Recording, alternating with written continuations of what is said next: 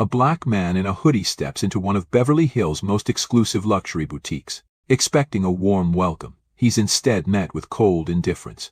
The sales associates barely glanced at him, their smiles laced with quiet mockery at his casual attire. Then, the store manager arrives, smirking as he signals security to escort him out.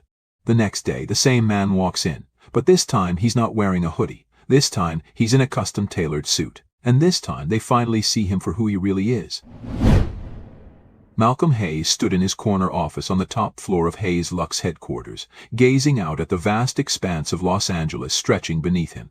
The city shimmered under the midday sun, its skyline a reflection of ambition and relentless pursuit. He had seen this view 1,000 times, yet today it felt different. His empire chain of luxury boutiques spanning from New York to Beverly Hills had become a symbol of success, an unshakable testament to years of sacrifice, perseverance, and a refusal to accept the limitations others had placed on him.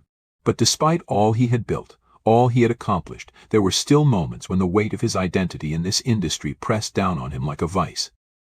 Born and raised in Atlanta, Malcolm had known struggle from the moment he could walk. His parents, both hard-working and resilient, had instilled in him a belief that success wasn't given, it was taken, forged, demanded. But the road had never been smooth. He learned early on that his skin color carried an unspoken price. Teachers had urged him to aim lower, to be realistic when he spoke of becoming an entrepreneur. Classmates had mocked his dreams, assuming a kid from his background had no place in the world of high finance and luxury retail. Yet Malcolm had never been one to bow to expectation. Through sheer will and an unrelenting work ethic, he clawed his way up, from selling imported designer accessories out of the trunk of his car to running a multi-million-dollar brand that redefined the meaning of exclusivity. But success, he had learned, didn't come with immunity. Even as CEO of one of the most sought-after luxury brands in the country, Malcolm was still met with skepticism, still scrutinized in spaces where his presence was questioned. He had felt it in the side-eyed glances at high-end galas, in the surprise on investors' faces when they realized the man they were meeting was him. He had been dismissed by sales associates before making his first million, rejected by landlords who refused to believe he could afford the properties he was bidding on. The world, even in its supposed progress, still harbored an unspoken rule. Luxury had a look, and that look rarely included men like him. It was that very reality that had brought him to this moment. For weeks, whispers had reached his ears about a troubling pattern at one of his flagship stores in Beverly Hills. Employees murmured about a toxic culture, customers had sent complaints, and even a few of his regional managers had raised concerns. The store, under the leadership of Graham Whitaker, was thriving in numbers but faltering in principle. Graham, a well-dressed, articulate man in his early 40s, had built a reputation for catering to the ultra-wealthy clientele, celebrities, socialites, and the city's elite. He was a model manager on paper, bringing in staggering revenue and keeping the store in pristine condition. But behind the polished exterior, a more insidious problem had taken root. Reports suggested that Graham had a habit of turning away customers who didn't fit the image of luxury. Though complaints had been vague, Malcolm knew what that really meant. It was always about race. Always had been. Customers who didn't meet Graham's unspoken standard, those who looked out of place in his carefully curated space, were subtly, and sometimes overtly, pushed out. Employees had recounted incidents where potential buyers were ignored, treated with hostility, or outright refused service. One story in particular stuck with Malcolm: a young black couple who had entered the store, excited about making their first high-end purchase, only to be watched like suspects and subtly encouraged to leave when they didn't buy something fast enough. That was not the business Malcolm had built. He had founded Hayes Lux on the belief that luxury should be inclusive, not in the sense of affordability, but in the sense of experience. Every person, regardless of background, deserved to feel welcomed when they stepped through his doors. That was what made his brand different from the cold, exclusive establishments that had dominated the industry for decades. He had trained his managers to understand that principle, to embody it. So how had someone like Graham slipped through the cracks? There had been warnings, of course subtle ones. A few customers had written in, saying they'd felt unwelcome or that the energy in the store felt off. Employees had hinted at the atmosphere but never outright accused Graham of discrimination. And perhaps Malcolm had let it slide too long because Graham's numbers had remained strong. But numbers weren't everything. If the experience he had fought to create was being undermined, then it was his responsibility to fix it. But first he needed proof. Malcolm leaned back in his chair, fingers steepled beneath his chin, his mind already set. He could have sent someone to investigate, could have assigned a regional director to handle it, but that wouldn't be enough. He needed to see it himself. He needed to feel it, to experience firsthand what customers had been experiencing under Graham's leadership. He had done it before, back when he first launched Hayes Lux. In those early years, when he was still building his brand, he had gone undercover in his own stores to test customer service, to understand how people were being treated. But this time it felt different. This wasn't about improving service. This was about confronting something deeply personal. As Malcolm stood and walked toward his wardrobe, a bitter smile tugged at his lips. The irony wasn't lost on him. A man who could walk into any store and buy whatever he wanted would now have to disguise himself just to be treated fairly in his own establishment. He kept it simple: a plain black hoodie, dark jeans, and sneakers. He left his Rolex in the drawer and swapped it for a cheap, unbranded watch. No designer labels, no indication of wealth. Just another man walking into a store. Standing before the mirror, he pulled the hood over his head, his reflection staring back at him. A familiar unease settled in his chest. Memories flooded his mind, being followed by security in department stores as a teenager. The suspicious glances from sales associates when he dared to browse high-end collections before he had money to his name. The landlords who had hesitated to rent to him until they saw his bank statements. The investors who had doubted him until he walked in with undeniable results. Scars that success had never fully healed. Tonight, he would walk into his own store, knowing exactly what awaited him. But this time, he wouldn't just be another black man dismissed in a luxury boutique. This time, he would be the man who owned it. And tomorrow, Graham Whitaker's world would never be the same. The cool night air wrapped around Malcolm as he stepped out of his car, blending seamlessly into the bustling streets of Beverly Hills. The storefront of Hayes Lux gleamed under the city lights, its elegant black and gold signage a beacon of status and exclusivity. From the outside, everything looked perfect, sophisticated, inviting, a world reserved for the privileged few. But Malcolm knew better. Behind that polished facade, something far uglier had taken root, something he was here to unearth. He pulled his hood up slightly, adjusting the simple fabric so that it shadowed part of his face. The outfit was deliberate, casual, but unassuming. A hoodie, dark jeans, sneakers, and no expensive accessories. Nothing that screamed money. Nothing that would make Graham Whitaker or his staff look twice, except to dismiss him. He took a breath, then walked inside. The moment he stepped through the doors, he felt it. A shift in the air. It wasn't overt hostility, but it was there, the subtle chill that settled over a room when someone wasn't welcome. The boutique's interior was as pristine as ever. Polished marble floors, glass cases gleaming under soft recessed lighting, sleek black shelving displaying carefully curated selections of high-end watches, handbags, and couture fashion. Employees, dressed in meticulously tailored uniforms, moved about the space with practiced grace, catering to an exclusive clientele who expected nothing less than perfection. Malcolm moved towards a display of luxury timepieces, letting his fingers trail along the edge of the glass. He waited. Nothing. No greeting. No welcome to Hayes Lux. No acknowledgement at all. He glanced around. 2 sales associates stood by the women's accessories section, enthusiastically assisting a well-dressed older couple who looked like they'd stepped out of a high society magazine. Another employee was locked in conversation with a younger man in a tailored suit, gesturing towards a wall of designer bags. But no one so much as looked in Malcolm's direction. He waited a little longer, giving them a chance. Still nothing. His jaw tightened, but he forced himself to stay relaxed. This was exactly what he had come here to see. He decided to test them further. Stepping towards a high-end leather travel bag, he picked it up, feeling the soft grain of the handcrafted material beneath his fingertips. A bag like this. $6,000 easy. He turned it over, inspecting the details, the stitching, the craftsmanship. It took less than 15 seconds for the shift to happen. From across the room he saw a tall, impeccably groomed man in a navy suit emerge from the back office. Graham Whitaker. Malcolm recognized him instantly. He had met Graham only once before, years ago, at a corporate retreat. Back then, Graham had been polite, professional, the ideal store manager on paper. But now, as he walked towards Malcolm, his face etched with controlled suspicion, the facade is gone. Malcolm knew that look. It wasn't curiosity. It wasn't customer service.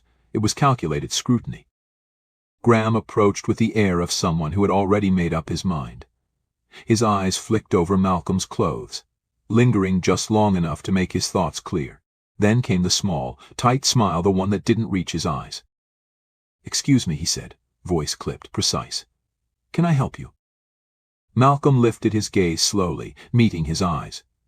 He saw the calculated condescension, the way Graham's attention flickered from the bag in his hands to the hoodie on his back, as if he was trying to reconcile the two but couldn't. "Just looking," Malcolm said evenly. "Been thinking about picking up a new bag. This one caught my eye." A beat of silence. Then, the first jab. Graham let out a small, amused breath, as if the very thought was ridiculous. His eyes flitted down to the bag, then back to Malcolm's hoodie with unsubtle skepticism.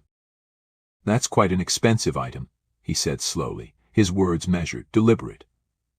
"Are you sure it's in your budget?" The air between them thickened. Malcolm felt the familiar sting of old wounds, the ones that had never quite healed, no matter how much success he built around them. He smiled slightly, calm, controlled. "I think I can manage," he said, keeping his voice light. "But I appreciate the concern." That should have been the end of it. But Graham wasn't finished. His posture shifted, his weight settling slightly forward, voice dropping just enough to let Malcolm know exactly what this was. "You see," Graham continued, voice still polite, but the undertone sharp, cutting, "this isn't the kind of store where people come in just to browse. We cater to a very exclusive clientele, people who understand quality, who can actually afford what we sell. And we prefer not to waste time on those who..." He paused, let his eyes flick deliberately over Malcolm's entire appearance before looking back into his eyes. "Aren't serious buyers." There it was. No attempt to hide it, no subtlety, just a clean, precise dismissal. Malcolm tilted his head slightly, pretending to consider the words. Then he let out a quiet, thoughtful hum. "That's an interesting approach," he mused, setting the bag back down with slow, deliberate care. He lifted his eyes again, watching the barely concealed disdain in Graham's expression. "I'm just curious," Malcolm added lightly, as if they were discussing the weather. "Do you always judge customers by their clothes, or is it just when they look like me?" The air snapped. Graham stiffened. The muscles in his jaw ticked. For a second, just a second, Malcolm saw it, the flicker of raw anger. Graham wasn't used to being challenged. Certainly not like this. Not by someone he had already decided was beneath him. His face twisted, his polished veneer cracking. "I don't like your tone," Graham said, the smoothness of his voice tight with irritation. Malcolm raised an eyebrow. "Didn't think you would." And that was it. That was the spark that set him off. Graham's entire stance shifted, his control slipping as he stepped in closer, his presence no longer professional, but confrontational. "You need to leave," he said flatly. "Now." Malcolm didn't move. "Because I asked a question." "Because you don't belong here," Graham snapped. The words hit like a slap. Malcolm let them hang between them, absorbing them, letting the moment simmer in its own ugliness. Graham wasn't even trying to be subtle anymore. He took another step forward, voice dropping lower, harder, more forceful. "I don't know what game you're playing," he said, eyes burning with irritation, "but I don't have time for it. You don't belong in here, you're wasting my time, and I'm done entertaining this." Then, before Malcolm could respond, Graham lifted his hand and signaled to security. The movement was casual, dismissive, like waving off a problem that had lingered too long. Malcolm felt his pulse steady, slow, even. A uniformed security guard, built like a linebacker, stepped forward, already reaching toward his radio. "Sir, I'm going to have to ask you to." "No need," Malcolm interrupted, voice calm. "I know when I'm not wanted." Graham smirked. "Glad we finally agree." Malcolm exhaled slowly, rolling his shoulders back, releasing the tension from his muscles. Then he nodded, not in submission, in understanding. He turned, moving toward the door at his own pace, ignoring the eyes watching him, some smug, some guilty, some uncomfortable. But as he reached the entrance, he heard it. Graham's final shot. "Try the outlet malls," he called after him, loud enough for the nearby employees to hear. "Might be more your style." Laughter. A few muffled chuckles from employees who didn't want to be seen reacting but couldn't quite help themselves. And there it was. The punchline. Malcolm stopped at the door, but he didn't turn around. Didn't give Graham the satisfaction. He just breathed. Then, with one last glance up at the sleek gold-lettered sign above the boutique, he pushed open the doors and stepped out into the cool Beverly Hills night. The air outside was crisp, fresh, cleansing. His phone buzzed in his pocket, a reminder from his assistant about tomorrow's corporate meeting. Malcolm smiled to himself, slow and measured. Tomorrow he wouldn't be walking into this store as a nobody. Tomorrow Graham Whitaker was going to learn exactly who he had thrown out. The next afternoon, Hayes Lux Beverly Hills was buzzing with an unusual energy. Word had spread through the staff like wildfire. Malcolm Hayes, the elusive CEO himself, was making a surprise visit. It was rare for him to visit individual locations, especially unannounced, and the store was in a frantic scramble to ensure that everything was immaculate. Employees who had barely looked up from their tasks the night before were now checking every display, adjusting merchandise, smoothing their uniforms. They wanted to be ready. And at the center of it all, Graham Whitaker stood tall, exuding an air of confidence and authority. He had spent the past hour barking orders, making sure the store was in top condition. Though he had no idea why the CEO had chosen today to stop by, he saw it as an opportunity. This was his moment to shine, to solidify his standing as one of the company's top-performing managers.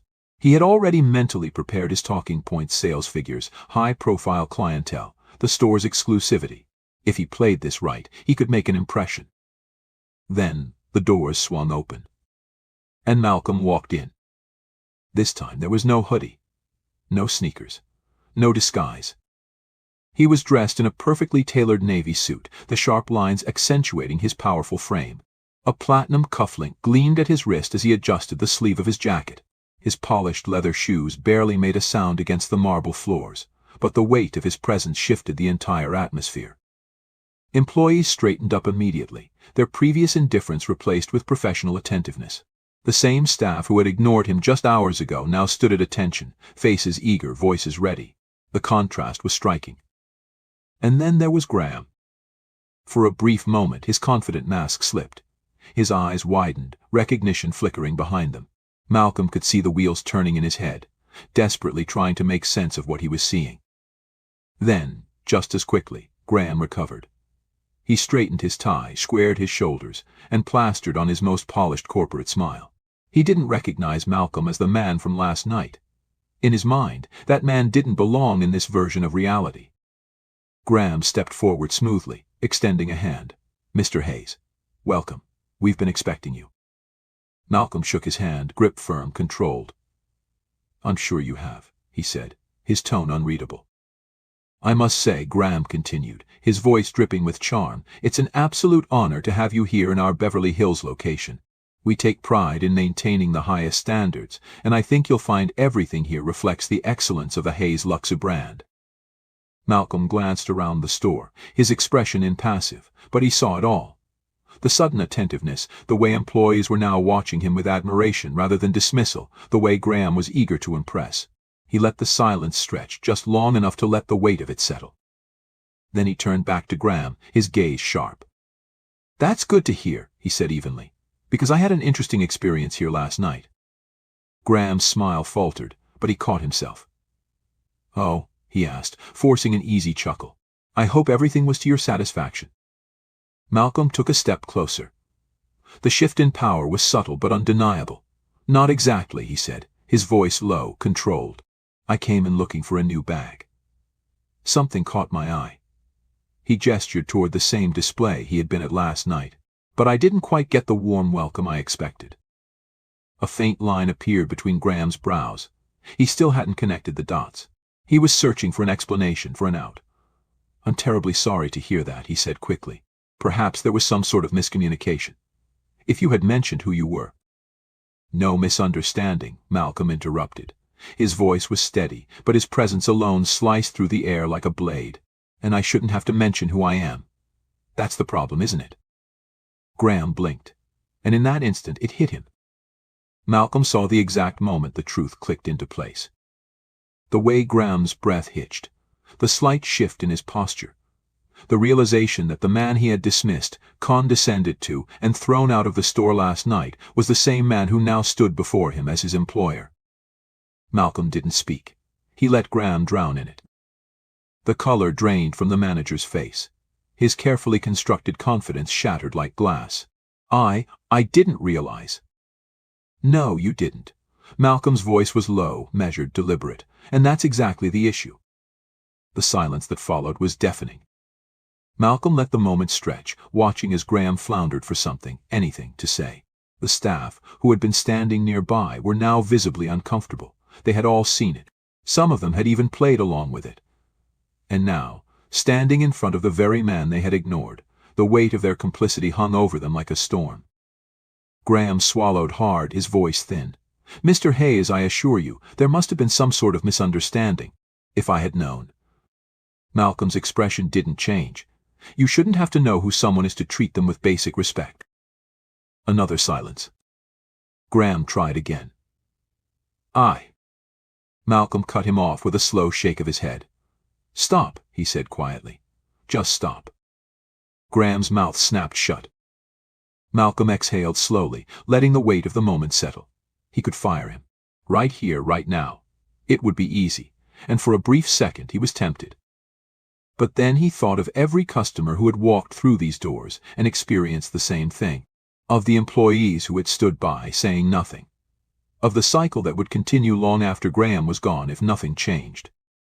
So instead, he did something far more powerful. "You're not fired," Malcolm said, watching Graham's expression flicker with misplaced relief. "Not yet." Graham hesitated. "Sir?" "You'll be working here until the end of the month," Malcolm continued. "And in that time you will personally greet every single customer who walks through this door, no matter who they are, no matter what they look like. And you'll do it with a smile." Graham looked like he'd been punched in the gut. I don't understand." Malcolm's voice was calm, but his words carried the force of an undeniable truth. "You will learn firsthand what it means to serve every customer with respect, and if I hear so much as one complaint," his gaze sharpened, "you're done. And I will make sure no one in this industry ever hires you again." The silence that followed was thick with finality. Graham, his confidence crushed beyond repair, nodded stiffly. His hands were shaking, his polished demeanor crumbling under the weight of the consequences he had never imagined facing. Malcolm held his gaze for another long beat, then turned away, walking past the stunned employees. As he reached the back of the store, he saw Jordan, his assistant, waiting. She raised an eyebrow. "Handled?" Malcolm adjusted his cufflinks. "Handled." Then, with one last glance over his shoulder, he walked out. The message had been sent. And this time, there would be no mistaking it. 1 week later. The week following the incident at Hayes Lux Beverly Hills was anything but ordinary. Malcolm hadn't just walked out of the store that day, he had walked straight into action. From his corporate headquarters in Los Angeles, he overhauled the system from the ground up. New protocols, new training, new leadership expectations. What had happened with Graham was not just one man's failure, it was a systemic problem, and Malcolm refused to let it fester any longer. He spent long nights in his office, poring over reports, reviewing surveillance footage from other locations, reading every single customer complaint ever filed under his company's name. He held closed-door meetings with regional managers, making it clear that the standard had changed. Luxury was not an excuse for exclusion. And the employees? They were about to learn that firsthand. By Monday morning, every Hayes Lux store from New York to Miami, Chicago to Dallas had been informed of mandatory inclusion training. It wasn't going to be some corporate checkbox exercise. Malcolm made sure of that. Instead, he brought in industry experts, diversity leaders, and real customers who had experienced bias firsthand. He had them share their stories that couldn't be ignored, dismissed, or explained away. He made sure that every employee, from store clerks to top executives, understood what it felt like to be turned away, underestimated, and disrespected simply because of who they were or how they looked. And Graham? For the first time in his career, he wasn't the one setting the tone. He stood in the front of the store each day, as ordered, greeting every customer with the same respect he had once reserved for his elite clientele. His usual arrogance had been replaced with something else, a quiet, uneasy humility. Employees who had once followed his lead in silence now watched him with curiosity, some even with satisfaction. The balance had shifted. Malcolm didn't check in on him. He didn't need to. The real test would come later. 2 weeks later, Beverly Hills. Malcolm entered the store again, but this time there was no grand announcement, no corporate fanfare. No one knew he was coming. He had dressed casually, not in a hoodie this time, but a simple black sweater, fitted slacks, and leather sneakers. Comfortable, but understated. Just enough to see if things had really changed. As he stepped inside, he felt the difference immediately. The tension from his last visit, gone. Employees didn't stiffen at the sight of him. They didn't scan his clothes first, didn't hesitate before approaching him. Instead, the moment he crossed the threshold, a young sales associate, a new hire, by the look of her name tag, stepped forward with a warm, professional smile. "Good afternoon, sir," she said. "Welcome to Hayes Lux. Can I help you find anything today?" Malcolm studied her for a moment, watching her posture, her expression. Genuine. No forced politeness. No hesitation. He smiled. "Just browsing for now. Thanks." She nodded, stepping back with ease. "Of course. Let me know if I can assist." He moved through the store, noting how different the energy felt. Employees weren't just waiting on high-profile clients, they were engaging with every customer. Conversations were happening, sales were being made, and more importantly, no one was being ignored. Then, near the watch display, he saw him. Graham. The man who had once stood like a gatekeeper between Hayes Lux and the people he didn't deem worthy now stood behind the counter, hands folded in front of him, eyes focused on a middle-aged black man who was inspecting a timepiece. The customer asked a question, and Malcolm watched as Graham, without hesitation, without condescension, answered it, explaining the craftsmanship, the materials, the unique selling points of the watch. The man nodded, impressed, and continued looking. Graham didn't rush him, didn't pressure him, didn't size him up. Just waited. For the first time, Malcolm saw something in his expression that had never been there before. Awareness. Maybe even understanding. Malcolm didn't need to say anything. The moment was enough. He turned, heading toward the exit, but before he could reach the door, Graham's voice stopped him. "Mr. Hayes." "Hayes." Malcolm glanced over his shoulder. Graham had stepped out from behind the counter, standing a few feet away. He looked different, still polished, still put together, but something was missing, the smugness, the false confidence.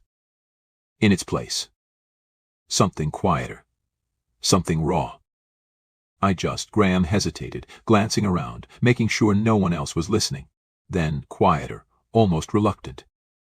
"I was wrong." For a moment, Malcolm said nothing. Then, finally, he nodded once. "I know." Graham swallowed, his throat bobbing. "I just wanted to say, I get it now. What you were trying to say that day. I didn't before, but I do now." Malcolm studied him. He wasn't sure if Graham fully understood. Maybe he never would. But that wasn't the point. The point was he had seen.